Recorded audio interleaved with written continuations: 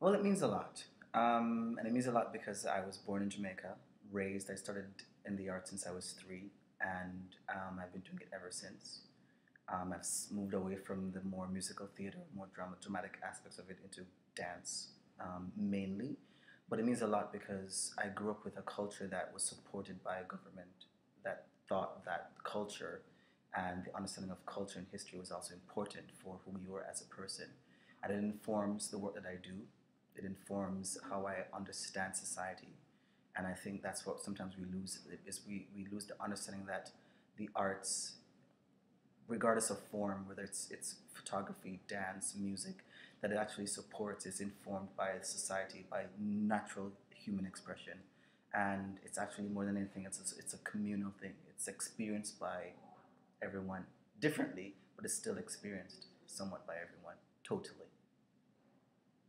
The art supports us, and that so we require support as well, and that we should never ever think of what we do not have to contribute, but what we can contribute, and that sometimes it's not necessarily monetary, it's volunteering, it's time, and that many organizations for us to volunteer to the arts so that the arts can reflect further the humanity of who we are as a people. Jamaican independence and art and literature has influenced so much in the world. If you look at reggae, I was just making a comment yesterday about how this genre of music has become so popular worldwide.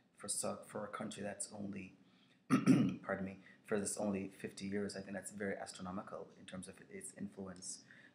Where do I see it going? And there are many artists who are from Jamaican descent that, if I think of dance, I think of like Richard Chency, who danced with Paul Taylor's company in New York for many, many years. Garth Fagan, who I danced with Garth Fagan Dance in the States, who is a choreographer for The Lion King. So this lineage of history is connected throughout the world, through every single place where The Lion King is performed. Not that it was created on Jamaican traditional forms, but there is this lineage of connectivity artistically that is understood worldwide and that is appreciated worldwide.